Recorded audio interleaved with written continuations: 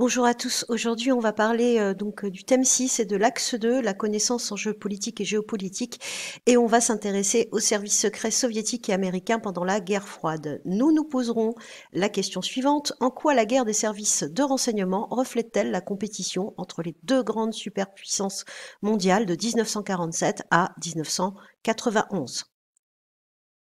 Il y a tout autour de l'espionnage, du thème de l'espionnage, une filmographie, des fantasmes, des inventions. Alors notamment, je vous ai mis la version hollywoodienne de l'espionnage avec le célèbre James Bond, hein, qui est un agent du MI16, des services britanniques.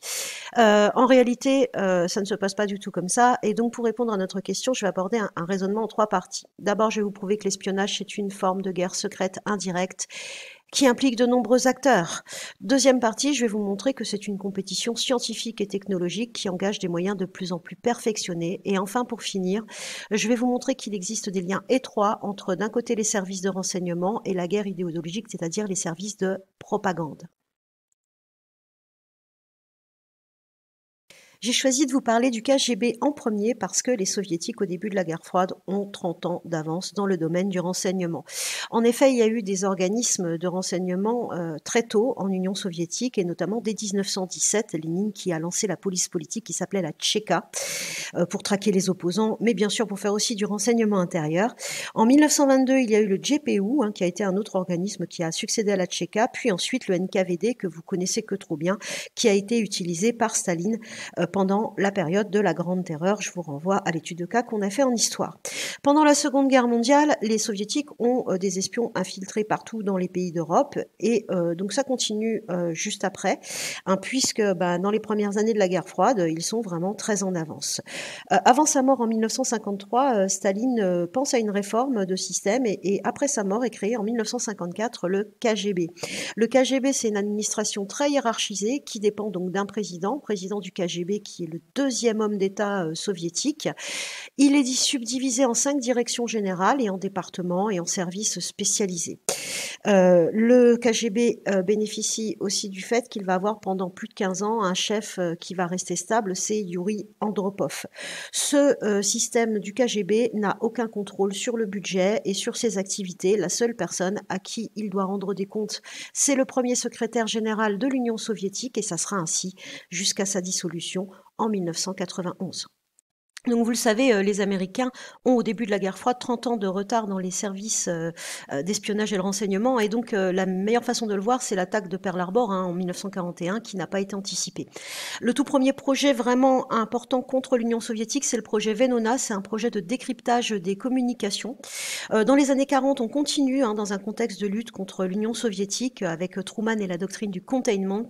En 1947, il fait voter le National Act par le Congrès. C'est un projet de loi qui priorise la sécurité du territoire national américain. La CIA est donc créée à ce moment-là, et c'est un instrument d'action hors des frontières américaines. La même année, on crée le NSC, qui est un outil d'analyse donc des renseignements collectés par la CIA. Et en 1948, on ajoute l'OPC pour les opérations spéciales, et en 52, la NSA pour l'écoute et les renseignements. Les financements sont très importants dès le début. En moins de 4 ans, entre 48 et 52, le budget de l'OPC passe de 4,7 millions de dollars à 84 millions de dollars. En 1949, il y a une loi, le Control Intelligence Agency Act, qui renforce le pouvoir de la CIA parce qu'il n'y a plus aucun contrôle sur son budget et ses activités. C'est l'âge d'or de la CIA. Alors à cette époque-là, c'est Alan Dulles, le chef de la CIA, qui a vraiment évidemment d'énormes pouvoirs. Il est extrêmement puissant.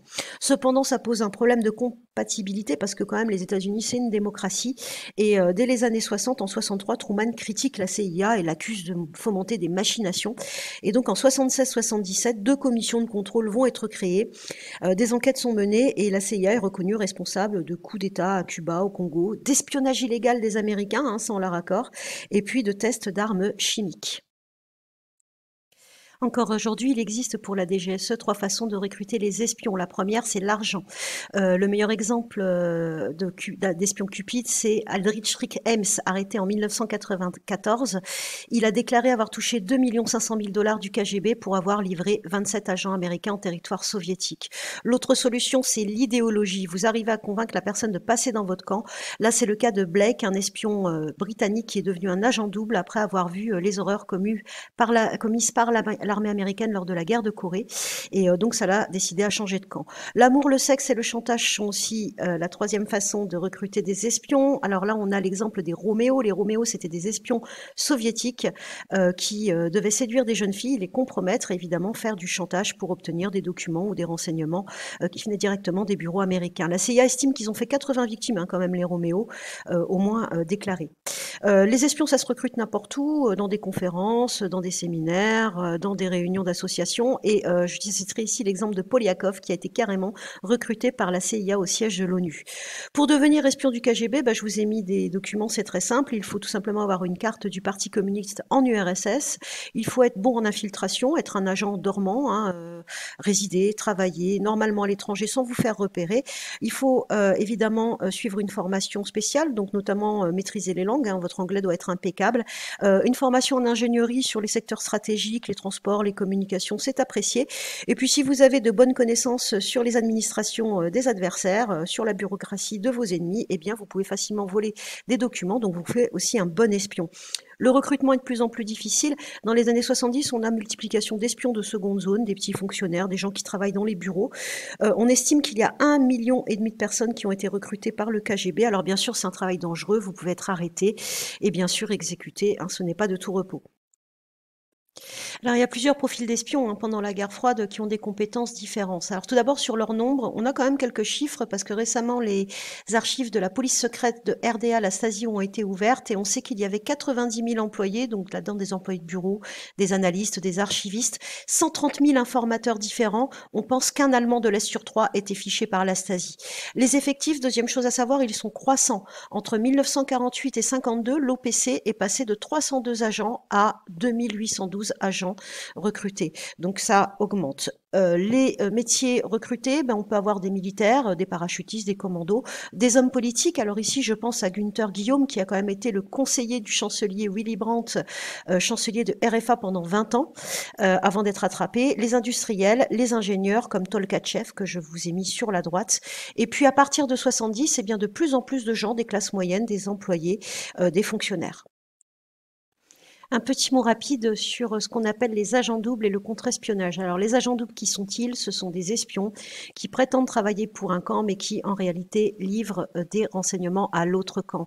Les exemples les plus connus, ce sont les 5 de Cambridge, qui étaient des Britanniques, qui donc avaient des postes, notamment le plus célèbre Kim Philby, qui était agent du MI16, qui prétendait travailler pour le Royaume-Uni, mais qui, en réalité, livrait des renseignements à l'Union soviétique.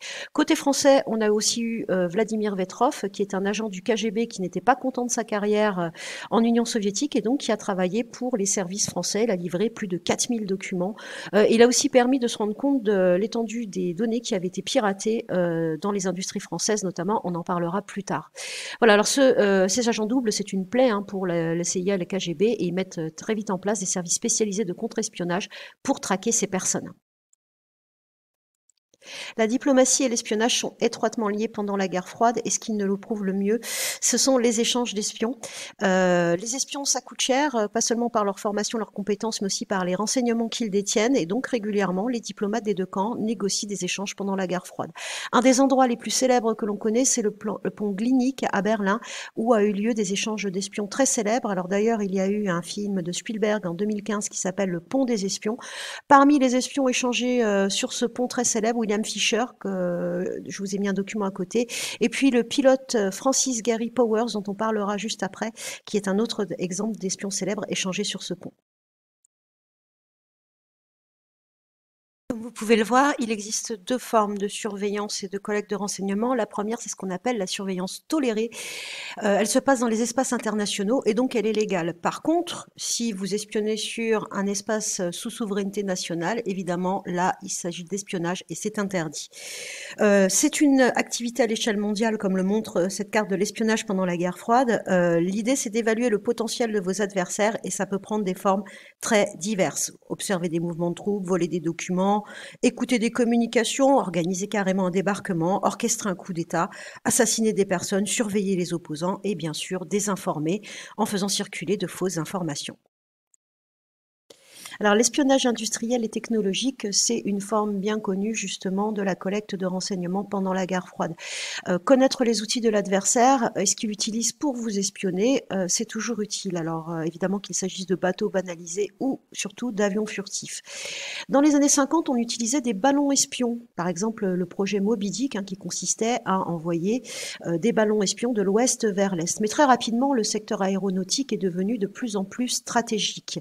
On connaît de très nombreux exemples de vols de plans industriels dans ce secteur-là, notamment les plans du Concorde, vous savez, cet avion français supersonique, qui a été espionné par une société soviétique à Paris et qui a donné donc un avion soviétique qui ressemble étrangement au Concorde français, le Tu-144. Je vous ai aussi mis en bas une photo de Khrouchtchev. Khrouchtchev qui se fait prendre en photo en train d'observer des débris d'un U-2, d'un avion U-2 si vous préférez. Il médiatise sa capture de l'avion. Ce qu'il faut savoir, c'est qu'en 1960, il y a un pilote qui s'appelle Francis Gary Powers qui a réussi à voler plus de 2000 km au-dessus de l'Union soviétique à haute altitude avant d'être abattu par la défense anti-aérienne. Cet avion U-2, construit en 1954, on pense dans la zone 51, est remplacé dans les années 60 par le Lockheed A-12 Oxford, par exemple. Donc il y a une évolution des technologies dans le domaine de l'aéronautique qui est assez importante. Si vous n'aimez pas les avions, la même chose se fait dans d'autres domaines. Par exemple, en 1968, le projet Azorian, qu'on appelle aussi le projet Jennifer, c'était un projet mené par les Américains pour récupérer un sous-marin soviétique qui était à plus de 5000 mètres de profondeur. Alors l'espionnage humain, c'est lent, les résultats sont aléatoires et puis votre espion peut se faire griller, attraper. Et donc à partir de 1970, de plus en plus de services secrets sont soutenus donc évidemment par des machines et les hommes sont même voire complètement remplacés par la technologie.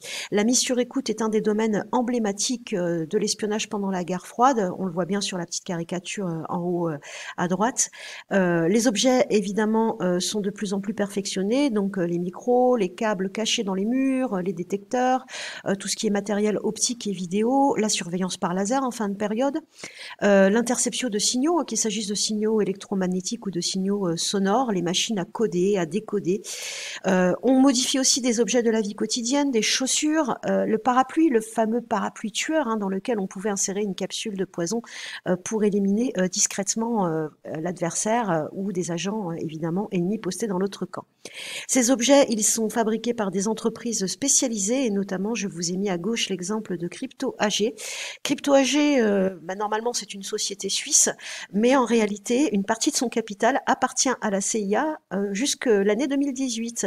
Et donc, une grande partie des services secrets européens se fournissaient dans cette entreprise, ce qui permettait à la CIA de voir quelles commandes étaient passées. Aujourd'hui, cette société est dépassée par la concurrence. Depuis la révolution numérique, évidemment, ce sont des entreprises qui sont sur le net qui remplacent aujourd'hui Crypto AG. Voici 3 exemples de projets de mise sur écoute pour vous montrer comment ça a évolué à travers le temps et notamment les technologies. Le tout premier exemple, il est à gauche, c'est l'opération Gold. L'opération Gold, c'est un tunnel qui a été mis en place par les Américains pour espionner tout simplement sous Berlin, ça passe sous Berlin, les communications de l'armée soviétique. Sauf que ce que les Américains n'avaient pas prévu, c'est qu'un agent double, Blake, va les dénoncer et donc le KGB va être au courant, mais va quand même laisser fonctionner ce tunnel pendant 11 mois pour protéger Blake qui est un espion très précieux. Le deuxième exemple que je vous ai mis, c'est en bas à droite, c'est la station d'écoute, la première station d'écoute permanente à Berlin créée par la CIA, donc c'est en 1963, et plus proche de nous, donc le réseau Échelon qui a été mis en place dès la fin de la Seconde Guerre mondiale, mais qui a été évidemment modernisé, notamment par l'utilisation des satellites. Alors dans cette troisième partie, évidemment, les liens entre renseignement et propagande, la guerre idéologique par service de renseignement interposé. Premier exemple que j'ai choisi de développer avec vous, l'écrivain Alexandre Solzhenitsyn. Solzhenitsyn, il est très célèbre puisque c'est un ancien prisonnier des goulags qui a été expulsé d'Union soviétique et qui a écrit un best-seller, L'archipel du goulag. Eh bien, figurez-vous que même après son expulsion d'Union soviétique, le KGB continue à espionner ses publications, sa vie privée, sa famille, tout simplement pour anticiper anticiper ce qui pourrait être publié dans le domaine de la propagande. Deuxième exemple dont je voulais parler, celui-là vous le connaissez mieux, c'est un exemple pendant la crise de Cuba, on est en 1962, et là c'est l'exemple de documents qui viennent des services de renseignement qui sont utilisés comme preuve pour diaboliser l'adversaire, vous vous souvenez. Ce sont les fameuses photos prises sur l'île de Cuba par l'avion U-2 qui vont être déployées à la tribune de l'ONU pour montrer que les soviétiques sont vraiment très méchants. Pour vous montrer la façon dont les services secrets peuvent manipuler les mouvements sociaux et les médias, j'ai choisi le scandale Rosenberg. Alors, on est au début des années 50, ça se passe dans l'Amérique de McCarthy, le sénateur, qui organise une vaste chasse aux sorcières communistes sur le territoire américain.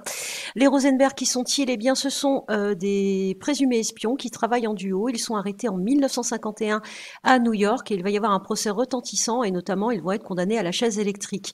Ce qui est intéressant ici, c'est pas tellement ce qui arrive aux Rosenberg, c'est surtout la propagande dans les deux camps. Côté communiste, on va vous les présenter évidemment comme de pauvres innocents victimes de la dictature américaine. Et puis côté américain, on les présente comme de dangereux espions qui auraient dérobé des renseignements dans le domaine du nucléaire. Alors aujourd'hui, les archives ont parlé. On sait qu'effectivement, il s'agissait d'un couple d'espions qui travaillaient en duo et par contre que les renseignements qu'ils avaient fournis n'étaient pas si stratégiques que la CIA a bien voulu le dire. Le contrôle des élites culturelles et des élites politiques est vraiment essentiel. Et là, je vous ai mis 3 documents qui évoquent justement le rôle de la CIA dans ce domaine. Alors, premier exemple, la CIA qui a financé et encadré un congrès pour la liberté de la culture qui réunissait des intellectuels, des écrivains célèbres et qui a eu lieu donc à Berlin notamment et très actif aussi en France. Et donc, il y avait des écrivains français qui faisaient partie de ce congrès. Autre exemple, la manipulation de la radio. Donc, je vous ai mis l'exemple de Radio Free Europe. C'est une radio qui a été créée en 1950 à Munich. Son but, c'est de diffuser de la propagande vers les pays de l'Est et bien sûr, c'est financé par la CIA.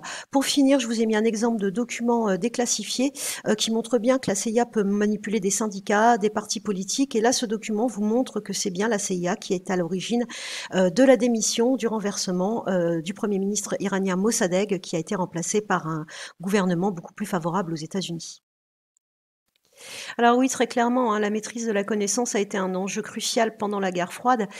C'est le côté sombre, bien sûr, de la rivalité entre les deux grands. Une guerre terrible, avec de l'intox, de la désinformation, et tous les coups sont permis. Bien sûr, il faut être machiavélique pour être un bon espion. C'est longtemps un sujet tabou, mais depuis peu, les archives sont ouvertes et commencent à parler. Les documents sont déclassifiés et on en sait plus. Dans la première partie, on a montré qu'il y avait 2 grosses administrations très hiérarchisées qui se créaient et que surtout, pour faire fonctionner ces 2 administrations, il y avait une multitude d'acteurs différents. Le KGB est parti avec de l'avance, mais rapidement les États-Unis les ont rattrapés. Et aujourd'hui d'ailleurs, la situation s'est inversée puisque bien sûr les Américains sont loin devant en ce qui concerne le renseignement. Il suffit de voir ce qui se passe en Ukraine. Dans un deuxième temps, on a montré qu'il y a différentes formes d'espionnage, que ça peut être des objectifs très différents, aussi bien dans le domaine militaire, technologique ou le domaine économique, et que les moyens demandés sont de plus en plus importants. Et d'ailleurs, ça s'est renforcé avec la révolution numérique puisque ces organisations, elles sont aujourd'hui dans le cyberespace. Dans un dernier temps, on a montré les liens entre l'espionnage et la propagande, le contrôle des politiques, des médias, des élites culturelles. Tout ça a eu un impact très important pendant la guerre froide. Aujourd'hui, les agences de renseignement, officiellement, elles sont reconverties dans la lutte antiterroriste ou l'intelligence économique, c'est-à-dire la protection des entreprises. Mais il semble qu'elles continuent à surveiller la population, comme le montre le scandale Snowden de 2019 à propos de la NSA.